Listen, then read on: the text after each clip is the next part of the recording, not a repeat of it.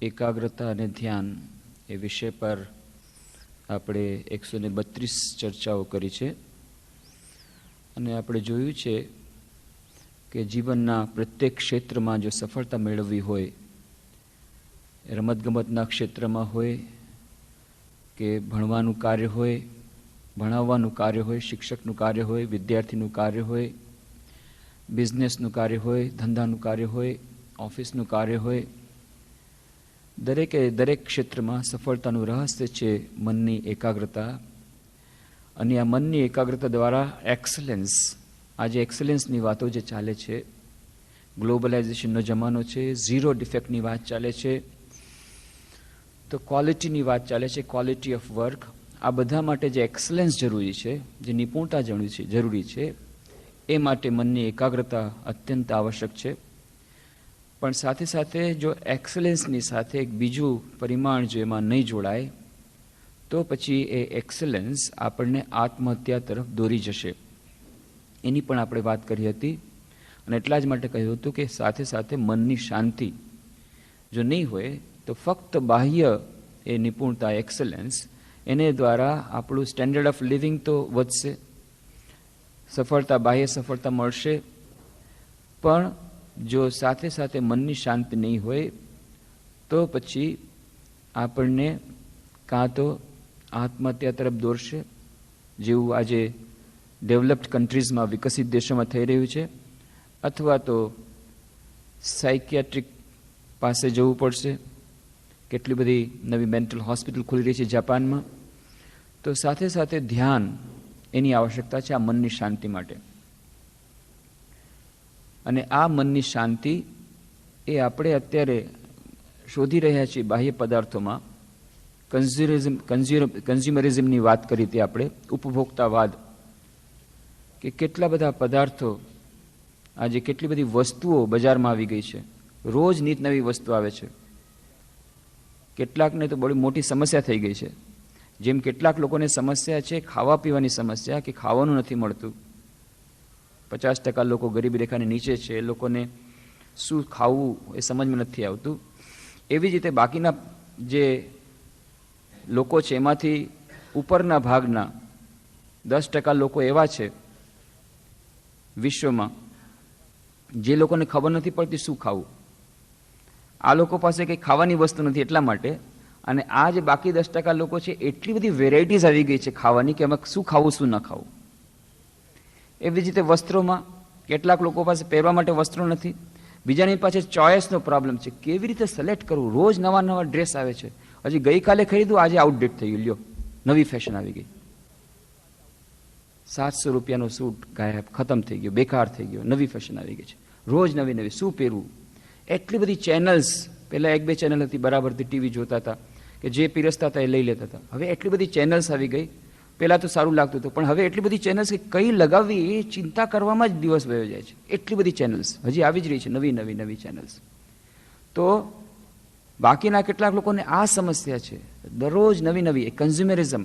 અને એના માટે થઈને કોમ્પિટિશન, પાડોશીને ત્યાં આ વસ્તુ આવી ગઈ તો આપણે ત્યાં કેમ ના આવે, અને આજે ને આજે આવવી જોઈએ, નહીં તો હું આત્મહત્યા કરીશ. પત્ની કહે છે શું કરવું, ચાલો બજારમાં ખરીદવા માટે. બાળક કહે છે કે ના, બાજુવાળાને ત્યાં છે તો મારે લાવી જ દેવું પડશે. પણ બાજુવાળાને ભાઈ ઉપરની ઇન્કમ છે તો તમે કરો, એ અમે કાંઈ ન જાણીએ, છોકરાઓ કહે છે કરો, પણ અમારે જોઈએ. આ ઉપભોક્તાવાદ, કન્ઝ્યુમરિઝમ એટલું બધું આવી ગયું છે. કેમ?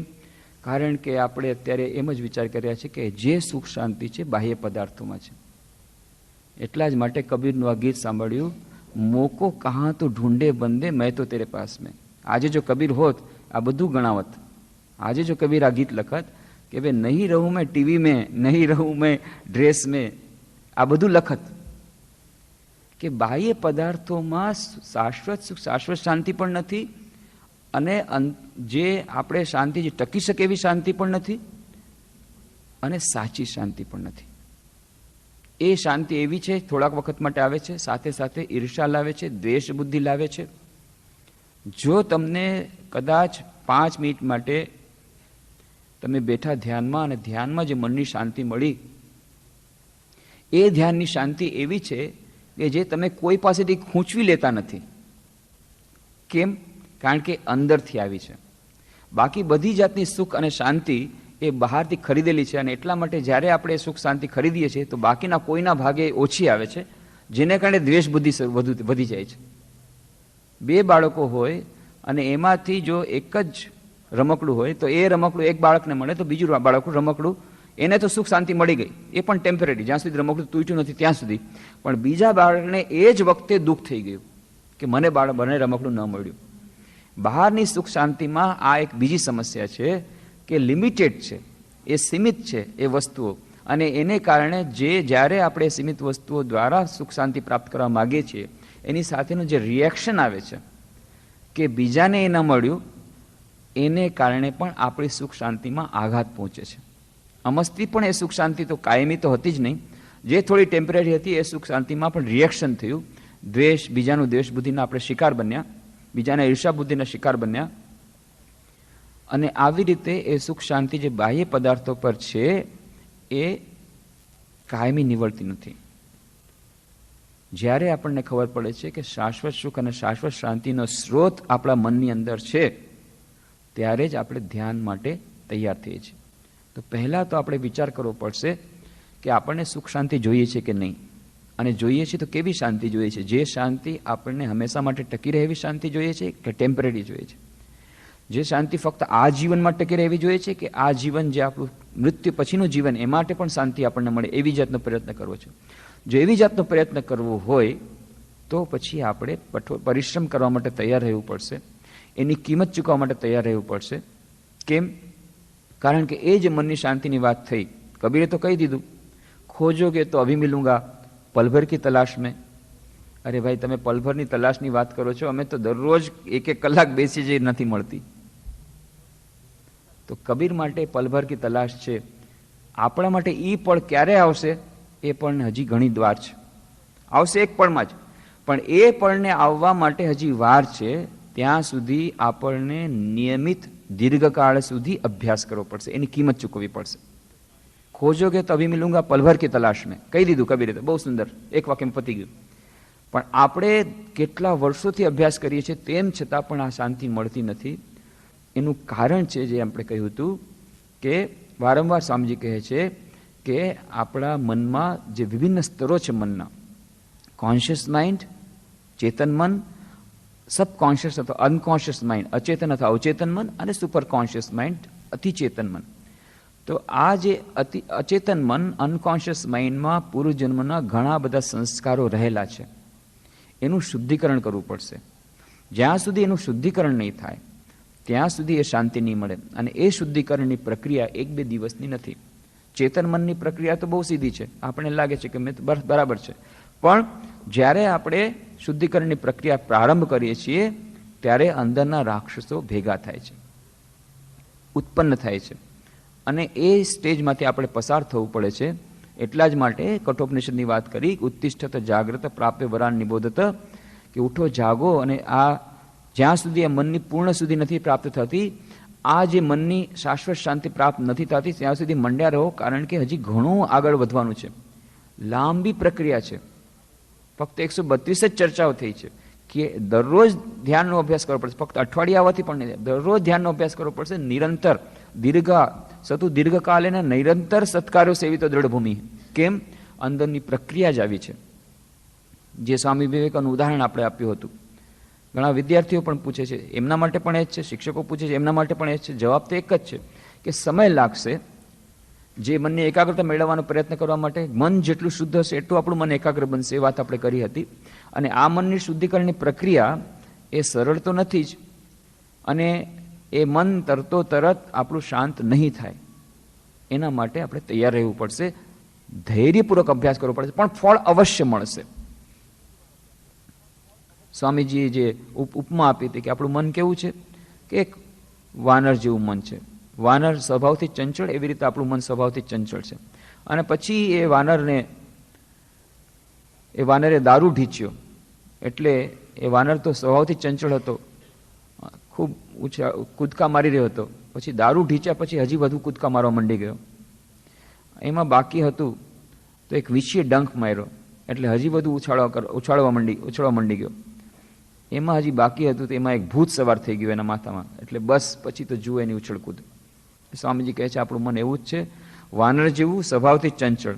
એમાં પછી બાકી હતું તો આપણે ઈચ્છારૂપી, આ કન્ઝ્યુમરિઝમ રૂપી, ઉપભોક્તાવાદ રૂપી દારૂ ઢીચ્યો છે. આજે મારે આ ગાડી જોઈએ, આજે મારે આ ટીવી જોઈએ, આજે મારે આ ડ્રેસ જોઈએ, મને આમ કરવું છે, મારે મકાન બનાવવું છે, કેટલી પ્રકારની ઈચ્છાઓ.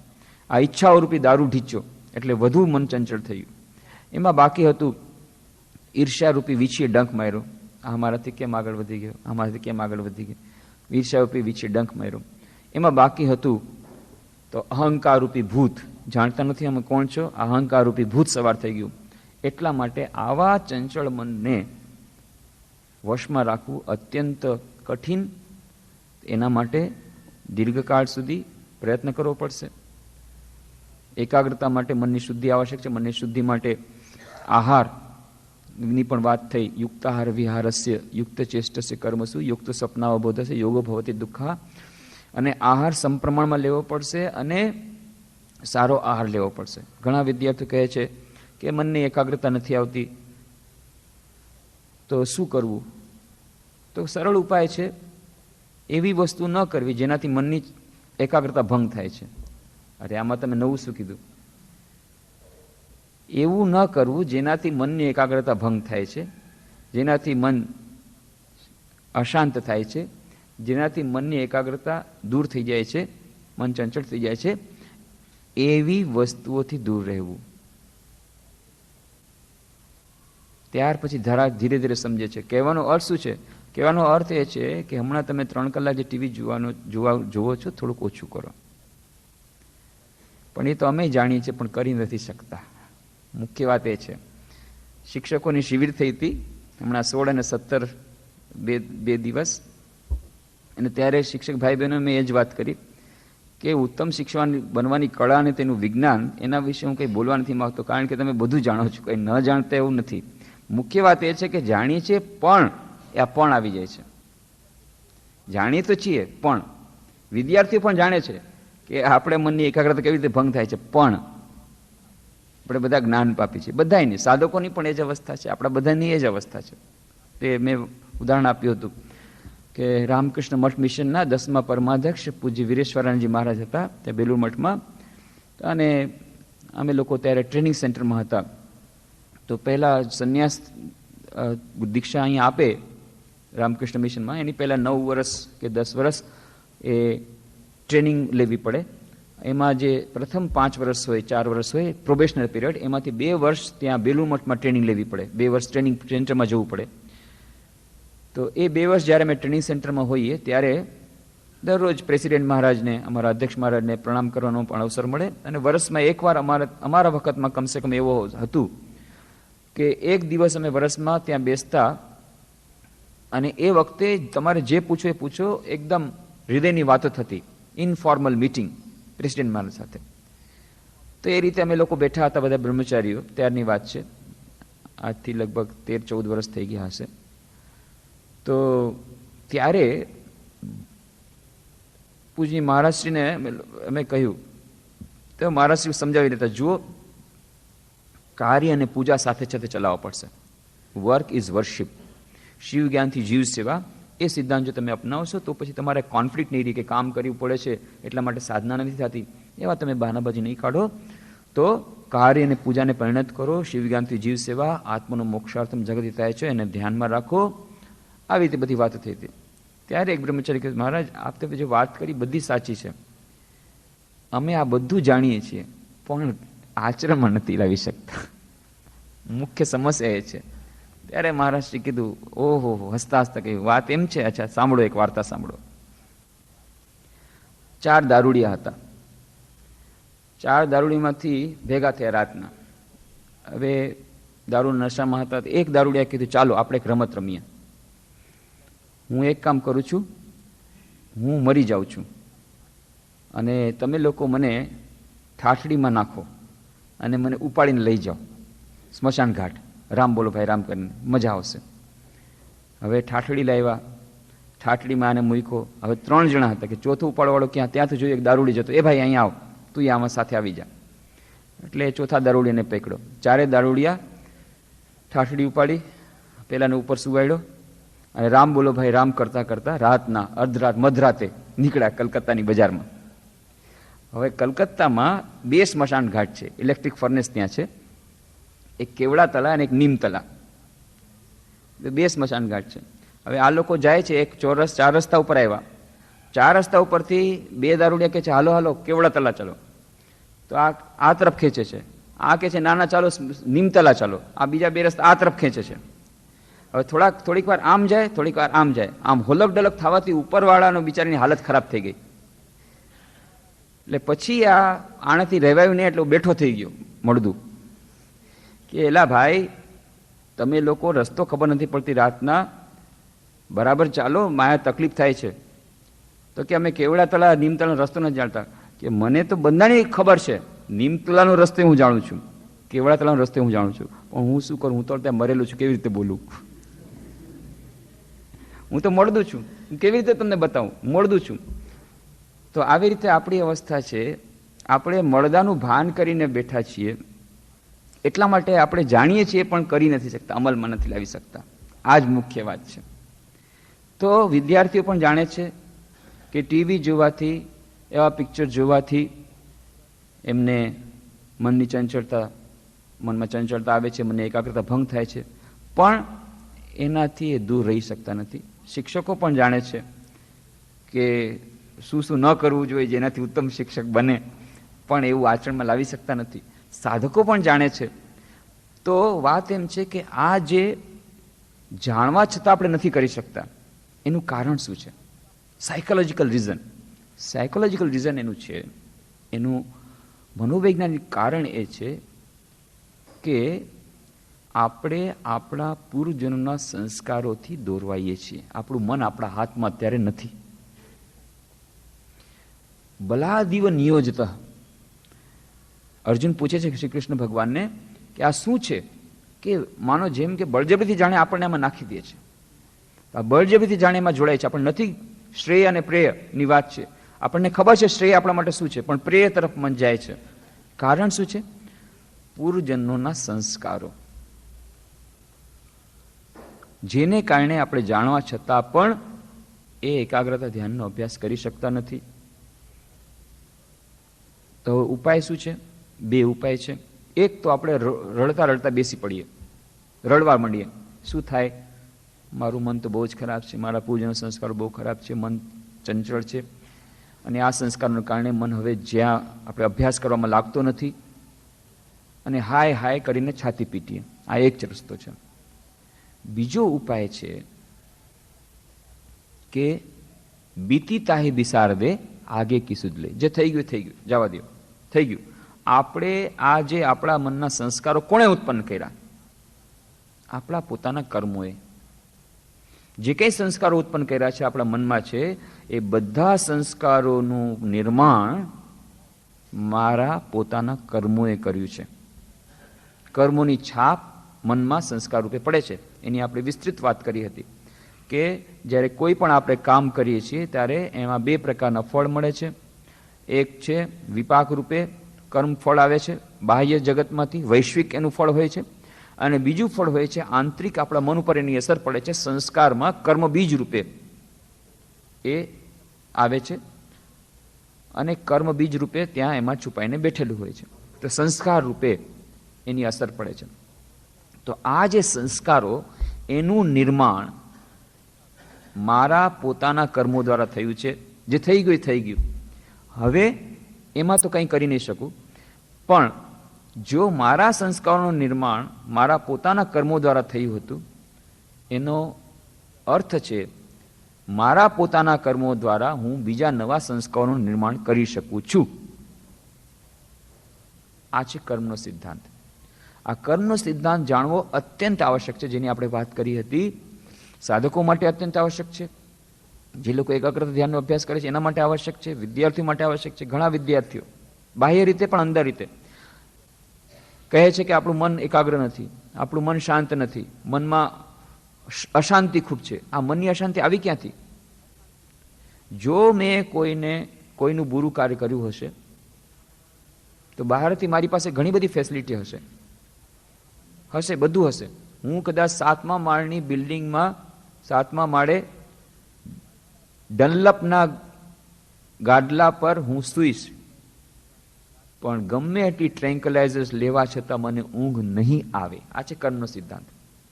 જો મેં પોતાની ફેક્ટરીમાં પોતાના કારીગરોને એક્સપ્લોઇટ કરીને પૈસા મેળવ્યા હશે, અનીતિથી પૈસા મેળવ્યા હશે, પૈસા તો આવી ગયા, ગાડી પણ આવી ગઈ, ખાવાનું આવી ગયું, વસ્ત્રો આવી ગયા, મહેલ આવી ગયો, 7મા માળની મલ્ટીસ્ટોરીડ બિલ્ડિંગ આવી ગઈ, એમાં ડનલપનું ગાડલું પણ આવી ગયું, તેમ છતાં ગમે એટલી ટ્રેન્કલાઇઝર્સ ટેબ્લેટ લેવા છતાં ઊંઘ નહીં આવે. અને ગમે એટલી વસ્તુ ખાવાની હશે, ડૉક્ટરે ખાસ કહી દેશે કે તમને બ્લડ શુગર છે, તમને ડાયાબિટીસ છે, તમને હાર્ટની બીમારી છે, તમારે આ આઈટમ ન લેવી. તો આ આઈટમ ન લેવી એનું લિસ્ટ એટલું મોટું થાય છે. તો કે મને કયો તો પછી હવે શું આઈટમ લેવી એટલું જ મને કહ્યું, કારણ કે નથી લેવી જ બધું તમે કહેતા રહો છો, બધું ન લેવું, આ ન લેવું, તો મને શું લેવું? તો ફક્ત દવા લેવી અને ઇન્જેક્શન લેવા, બીજું કાંઈ તમારા માટે હવે નથી. પૈસા તો ખૂબ કમાણા, પણ કાંઈ ખાવાનું નથી. અને તમે નીચે ઉતરવાનું નહીં. પણ મેં નવી મોડલની ગાડી લાવ્યો છું, હું નવી લેટેસ્ટ મોડલની, છોકરાઓને ચડવા દે, તમે નહીં ચડતા. તમારે તો હેઠે ઉતરવાનું નથી. પણ તમે જેને એક્સપ્લોઇટ કર્યો છે એ કારીગર ત્યાં સામે ઝૂંપડીમાં રહે છે, આનંદથી સૂશે, આનંદથી સૂશે, એક ટાઈમ ખાશે પણ આનંદથી સૂશે. આ છે કર્મનો સિદ્ધાંત. કર્મનો સિદ્ધાંત કોઈને છોડતો નથી. ત્યાં કોઈ લાંચ રિશ્વત ચાલતી નથી. એ સુપર કોમ્પ્યુટરમાં બધું ફિટ થયેલું છે. આ જ એક સૌથી મોટો આપણા માટે ભરોસો છે. એક બહુ સુંદર વાત, એ વાર્તા છે, બલકી ઘટના છે. અમદાવાદના એક જજ હતા, સેશન્સ જજ. તો એક દિવસે એ મળસ્કે ગયા હતા ત્યાં પોતાનું પ્રાકૃતિક કાર્ય પૂરું કરવા માટે. ત્યાં હજી અંધારું હતું, થોડું સેજ અંધારું હતું. ત્યાં એમણે જોયું એક માણસ દોડતો દોડતા આવ્યો. હજી તે જાય છે, એની પાછળ બીજો એક માણસ દોડતો દોડતા આવ્યો. એમની સામે જ એ બીજા માણસના એ કમરમાં જોરથી છુરી મારી અને પેલો માણસ ત્યાં મરી ગયો. અને પેલો જે એની પાછળ આવ્યો તો છુરી લઈને એ ભાગી ગયો. આ બધું એમણે સામેથી જોયું, દૂરથી. અને પછી તો એ પોલીસ આવીને પોસ્ટમોર્ટમ થયું ને બધું. અને એવું થયું સંયોગથી કે આ સેશન જજની કોર્ટમાં જ કેસ આવ્યો, આ ખૂનનો ખટલો આવ્યો. અને પછી તો સરકારી વકીલ આવ્યા, ના સામેના વકીલ આવ્યા, આરોપીનો બચાવના વકીલ આવ્યા. પણ બધા જેટલા પુરાવા એ બધાએ આરોપીની વિરુદ્ધમાં ગયા. અને આરોપીને જ્યારે લાવવામાં આવ્યો ત્યારે ન્યાયાધીશે કહ્યું, મેં પોતે મારી નજરની સામે જોયું છે, જેણે ખૂન કર્યું છે આ નથી. પણ લોમાં બધું એવું ચાલે છે કે તમે ત્યાં તમારે પુરવાર કરવું પડે કે તમે સત્ય છો, એના ઉપર ડિપેન્ડ છે. તમે સત્ય છો કે નહીં એ વધારે મહત્વનું નથી, તમે સત્ય છો એમ પુરવાર કરવું પડે. આખી આર્ગ્યુમેન્ટ બધી એના વિરુદ્ધમાં હતી, એટલે એમને આ જ આરોપીને સજા દેવી પડે એમ હતું. એમને આશ્ચર્ય થયું કે મેં મારી નજરની સામે જોયું છે, આણે નથી કર્યું, પણ આટલા બધા પુરાવા એની વિરુદ્ધમાં જાય છે. હવે એને બચાવવો કેવી રીતે? બચાવી તો શકે નહીં, કારણ કે એને આર્ગ્યુમેન્ટના બેસિસ ઉપર જ જજમેન્ટ દેવું પડે ન્યાયાધીશને. એને જજમેન્ટ દેવું પડે એટલું જ નહીં, જજમેન્ટ દેતી વખતે લખવું પડે કે કેમ મેં આ જજમેન્ટ આપ્યું છે. નહીં તો પાછું એના વિરુદ્ધમાં પાછું હાઈકોર્ટમાં ચેલેન્જ થાય અને પછી સુપ્રીમ કોર્ટમાં ચેલેન્જ થાય. એટલે એને પુરાવા બેસિસ ઉપર જ આપી શકે. બહુ આશ્ચર્ય થયું કે મારી કોર્ટમાં તો મારે આ જજમેન્ટ આના વિરુદ્ધમાં આપવું પડશે, આરોપીના વિરુદ્ધમાં. નથી, ન છૂટકે, કોઈ ઉપાય નથી. એમને સારું તો નથી લાગતું, એટલે એમને બોલાવ્યો આરોપીને, તું અહીંયા આવ તો ચેમ્બરમાં આવ. ચેમ્બર બોલાવ્યો ત્યારે આ આરોપી રડવા માંડી ગયો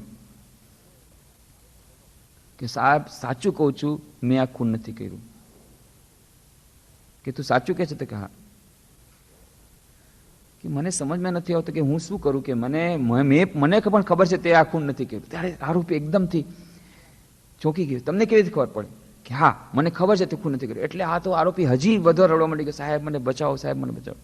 કે હું શું કરું ભાઈ, હું લાચાર છું, હું તને બચાવી તો નહીં શકું, પણ તું મને એટલું કે તે કોઈ એવા ખરાબ કામ કર્યા છે જેનું ફળ આજે તને મળી રહ્યું છે? કારણ કે મને એમ ખબર છે કર્મનો સિદ્ધાંત એવો છે કે ફળ તો તમને સારું કામ કરો તો સારું ફળ મળે, ખરાબ કામ કરો ખરાબ ફળ મળે. તે આની પહેલા કોઈ ખરાબ કામ કર્યું છે? ત્યારે આરોપીએ સ્વીકાર કર્યો, આની પહેલા મેં 2 ખૂન કર્યા હતા અને બંને ખૂન વખતે મેં પોલીસને પૈસા ખવડાવ્યા હતા, વકીલને ખવડાવ્યા હતા અને આવી તો હું છૂટી ગયો હતો, પણ આ વખતે મેં નથી કર્યું ને ફસાઈ ગયો. ઉપાય નથી. તો કર્મનો સિદ્ધાંત કોઈને છોડતો નથી. અત્યારે તમે ભલે તમે રિશ્વત આપીને તમે આ વખતે છૂટી જાઓ, બીજી વાર છૂટી જાઓ, ત્રીજી વાર તમે કાંઈ નહીં કર્યું તો એ ફસાશો. કર્મનો સિદ્ધાંત કોઈને છોડતો નથી. આજે કર્મનો સિદ્ધાંત આપણને ખબર પડી જાય તો કેટલી બધી આપણી મુશ્કેલીઓ દૂર થઈ જાય. શિક્ષકો એ ઉત્તમ શિક્ષક બનવાનું જાણે છે પણ નથી કરી શકતા. કેમ? તરત જ એમને લાગે છે અરે આપણી જ બા સાથે જે કામ કરે છે એ ઓછું ભણાવે છે, બહાર વધુ ભણાવે છે, સ્કૂલમાં ઓછું ભણાવે છે અથવા નથી ભણાવતો, તેમ છતાં એને પૈસા વધારે મળે છે, તેમ છતાં ટ્રસ્ટી એને વધુ માન આપે છે, કારણ કે એ જાણે છે મસ્કા પોલીસ કેવી રીતે કરવી પડે ટ્રસ્ટીઓની, એ જાણે છે. અને એને કારણે એના ઘરમાં ગાડી આવી ગઈ, એને આટલું સરસ નવું મકાન બની ગયું. હું નિષ્ઠાપૂર્વક ભણાવું છું, સ્કૂલમાં ભણાવું છું, બહાર નથી ભણાવતો, અને મારી પાસે એક સ્કૂટર પણ લેવાને માટે લોન લેવા માટે પૈસા નથી, લોન લઈને માંડ સ્કૂટર લઈ રહી છું. અને લોકો બધા કહે છે આ વેદિયા વેડા કરે છે, આને કાંઈ વ્યવહારિક જ્ઞાન નથી, પ્રેક્ટિકલ નથી, આવું બધું કહે છે. તો ક્યાં સુધી આવી રીતે ચલાવવું? આવો પ્રશ્ન કેટલા એના મનમાં થાય છે કે આપણે પાછા રહી જશું તો બધાય ટોપ ટુ બોટમ બધાય જાય છે કન્ઝ્યુમરિઝમની પાછળ, ટોપ ટુ બોટમ બધાય જાય છે 2 નંબરના નાણાંની પાછળ, તો આપણે શું કરવા રહી જઈએ?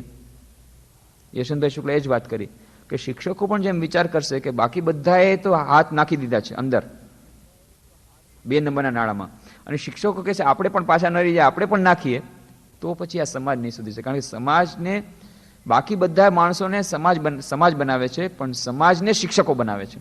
એટલે શિક્ષકો જો એમાં જોડાઈ ગયા કે ચાલો જેમ સમાજ કરે છે એમ આપણે પણ કરીએ, તો પછી સમાજ કોઈ દિવસ નહીં સુધરે. એટલા માટે એ લોકોને તો બલિદાન આપવું પડશે, સેક્રિફાઈસ કરવો પડશે. પણ આ સેક્રિફાઈસ કરવાની ક્યારે હિંમત થશે? હિંમત ક્યારે આવશે સેક્રિફાઈસ કરવાની? હિંમત ત્યારે આવશે જ્યારે આ કર્મનો સિદ્ધાંત આપણે જાણશું કે જેવું વાવશો તેવું લણશો, જેવા કાર્ય કરશો તેવું ફળ મળશે. બહુ સુંદર વાર્તા છે ઋણાનુબંધની.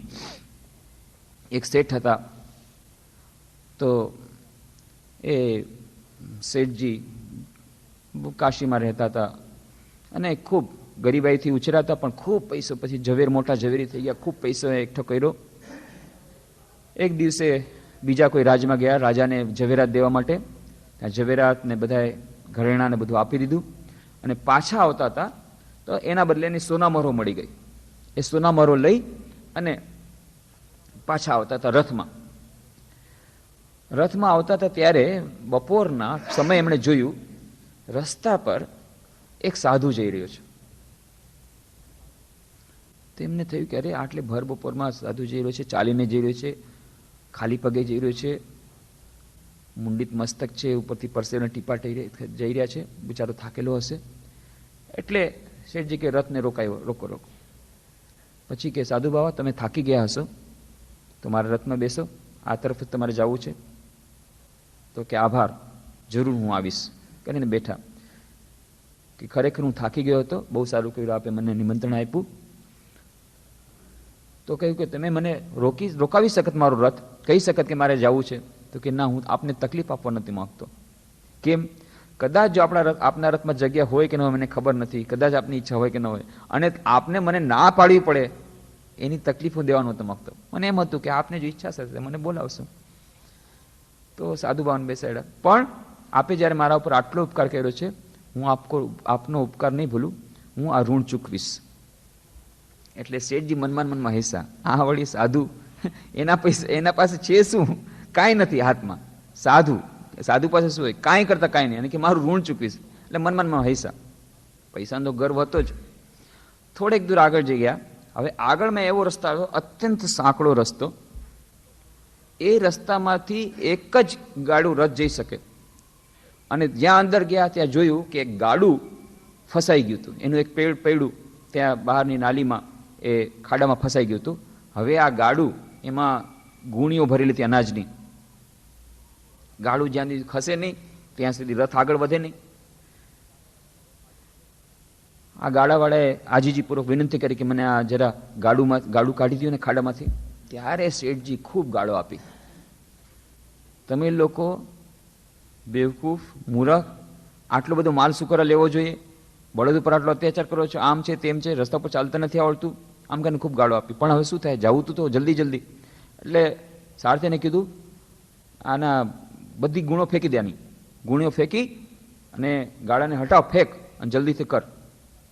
આવા જ બધા એવા હાલી મેળા છે. રસ્તામાં ખૂબ ગાળો આપી, ગુણીઓ બધી ફેંકી દીધી, ગાડાને હટાવી આગળ વધ્યા. રથ તો આગળ ગયો. જરાક હજી થોડોક આગળ જ્યાં ગયો ત્યાં સાધુએ કીધું, શેઠજી મને ઉતારી દે. અરે પણ તમારે ક્યાં, તમે તો કહેતા હતા પહેલા ગામડે જવું છે. ના, કે હું અહીંયા જ ઉતરી જઈશ, મારે તો આપનું ઋણ ચૂકવવું છે. એટલે ભાઈ હજી તો ઋણ થવા તો દે, હજી તો શું થોડીક, હજી તો માંડ 2 મિનિટ તું મારે ગાડીમાં બેસે એમાં મારું ઋણ ચડી ગયું. કે ના ના, મારે આપનું ઋણ ચૂકવવું પડશે, હું હમણાં જ જાઉં છું. તો ક્યાં જાઉં છું? કે પેલા ગાડાવાળાને મદદ કરવા માટે. અરે ગાડાવાળાને તું મદદ કરીશ તો ગાડાવાળાનું જ ઋણ ચૂકવીશ, મારું ઋણ ક્યાંથી ચૂકવીશ? કે શેઠજી તમને ખબર નથી, તમારો અને એનો બંનેનો ડગલો એક જ દરજીએ સીવેલો છે. શેઠજી કે ડગલો તો મારો ડગલો ને એ શું કંઈ સમજ્યા નહીં.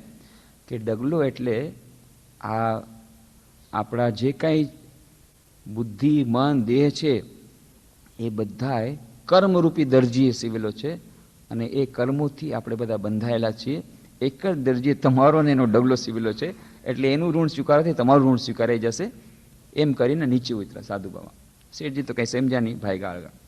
હવે આ પાછળ આવ્યા ગાડાવાળાની પાસે, ગાડાવાળાને મદદ કરી, ફરી પાછો ગાડામાં બધો માલ મૂક્યો.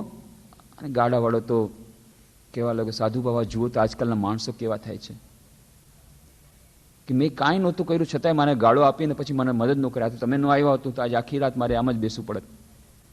ત્યારે સાધુ બાબાએ કીધું, જો ભાઈ, ધનનો નશો એવો હોય છે કે જેને આ ધન આવે છે એ ધનનો નશો બીજા કોઈ પણ નશા કરતાં વધારે જોરદાર હોય છે.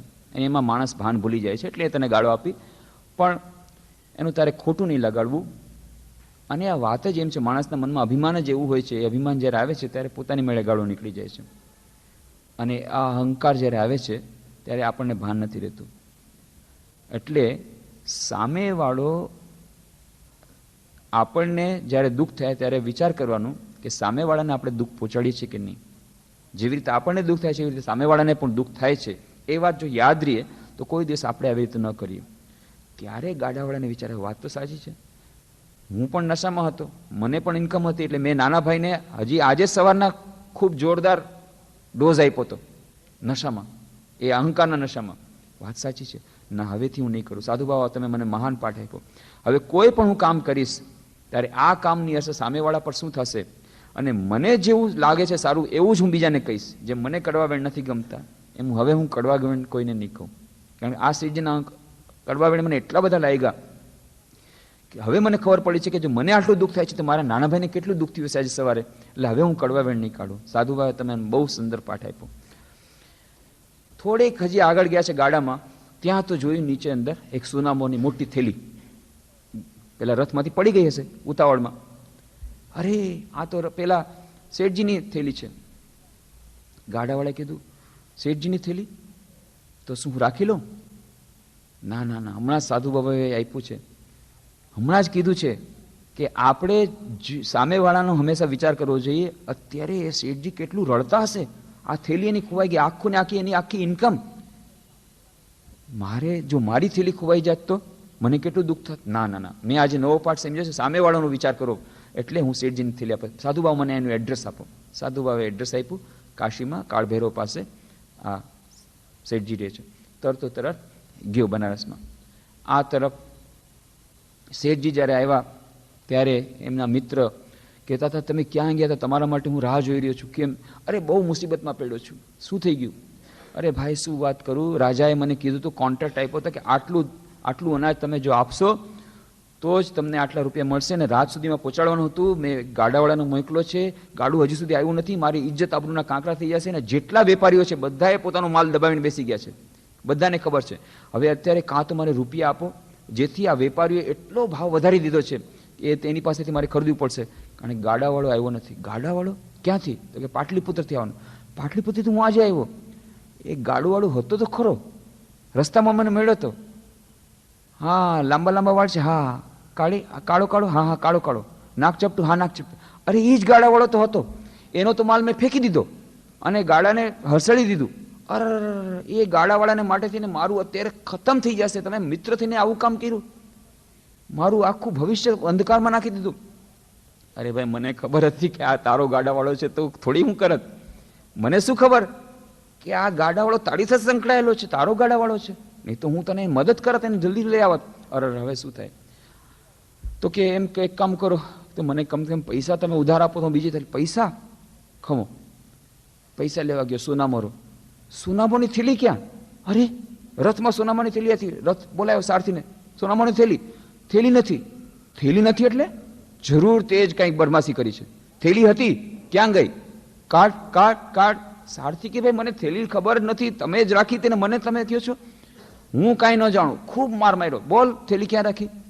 20 વર્ષથી જે સારથી વફાદાર નોકર, એટલો વફાદાર નોકર, એને માર માર્યો.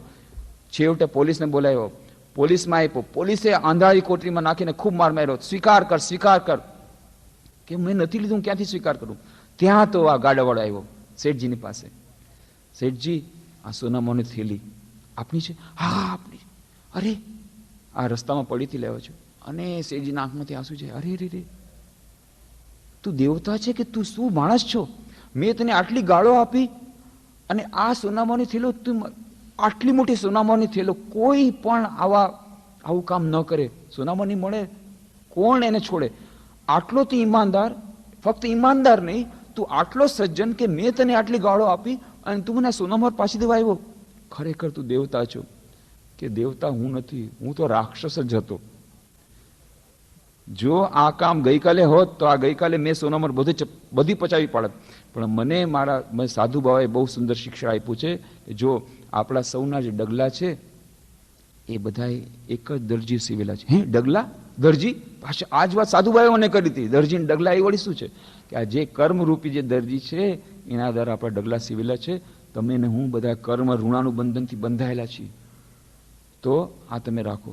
શેઠજીને એક નવો પ્રકાશ મળ્યો. એટલે હવે એમને સત્સંગમાં મન થયું કે એક સાધુના એક ક્ષણના સત્સંગથી આ ગાડાવાળો આનામાં પરિવર્તન આવી ગયું. તો સત્સંગનું તો બહુ મહત્વ છે, મારે સત્સંગ કરવો પડશે. સાધુ બાબાને બોલાવ્યા. સાધુજી, મને સત્સંગ આપો, મને શિખામણ આપો, ઉપદેશ આપો. સાધુ બાબાએ કીધું જે કંઈ આપવાનું તો આપી દીધું. બુદ્ધિમાન હો તો સમજી જાઓ, આમાં બધું સમજી જાઓ, બધું આવી ગયું. તેમ છતાં તમને કહું છું, કોઈની નિંદા કરશો નહીં, કોઈની ટીકા કરશો નહીં, કોઈને કડવાવેણ બોલશો નહીં, કોઈ પર અહંકાર કરશો નહીં. હંમેશા જાણજો જે કર્મ કરો છો એ તમારી પાસે પાછું આવશે જ આવશે. જે તમે કાંઈ કર્મ કરો છો, જો તમે કોઈના ઉપર અત્યાચાર કરશો એ અત્યાચાર પાછું વળીને તમારી પાસે આવશે. એટલા માટે જે કંઈ કર્મ કરો ખૂબ સાવધાનીથી કરો અને એવું કંઈ કર્મ ન કરો, બીજાને એવું દુઃખ ન આપો જે દુઃખ તમે લેવા નથી માંગતા. જો તમને કડવાવેણ ગમતા ન હોય તો બીજા કોઈને કડવાવેણ બોલતા નહીં. જો તમને આ દુઃખ ન ગમતું હોય ગરીબીને, તો કોઈને ગરીબ બનાવતા નહીં. આવી રીતે તમે જો બીજાનો ખ્યાલ રાખશો તો તમને સુખ શાંતિ મળશે અને તમે જન્મના મરણ જન્મના ફેરામાંથી નીકળી જશો, કર્મના બંધનમાંથી નીકળી જશો. આવી રીતે શિખામણ આપી.